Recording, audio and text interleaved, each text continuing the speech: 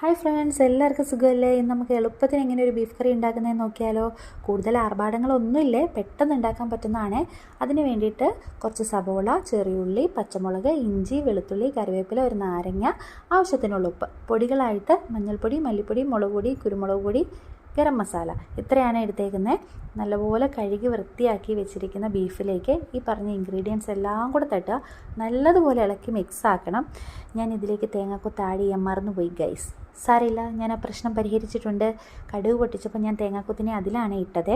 ഇതിലിട്ട് വേവിക്കുവാണെങ്കിൽ ഒന്നുകൂടെ ടേസ്റ്റിയാണേ. എന്നാലും ഇപ്പം ഞാൻ ഇട്ടിരിക്കുന്ന ഇൻഗ്രീഡിയൻസ് എല്ലാം കൂടെ നല്ലതുപോലെ മിക്സ് ചെയ്ത് കുക്കറിൽ അടച്ച് വെച്ച് വേവിക്കാൻ വെച്ചേ. വെന്ത് കഴിയുമ്പോഴത്തേക്കും ഒരു ചീനച്ചട്ടി അടുപ്പിൽ വെച്ച് എണ്ണ ഒഴിച്ച് കടുക് പൊട്ടിച്ച് ആവശ്യത്തിനുള്ള കറിവേപ്പിലയും കൂടി ഇട്ട് നമ്മുടെ വെന്ത് വന്നിരിക്കുന്ന ബീഫിനെയും കൂടി അതിലേക്ക് തട്ടി നല്ലതുപോലെ ഒന്ന് ഇളക്കി അതൊക്കെ ഒന്ന് തിളച്ച് പറ്റി വരുമ്പോൾ നമ്മുടെ ബീഫ് കറി റെഡിയായി ഗായ്സ്. സിമ്പിൾ.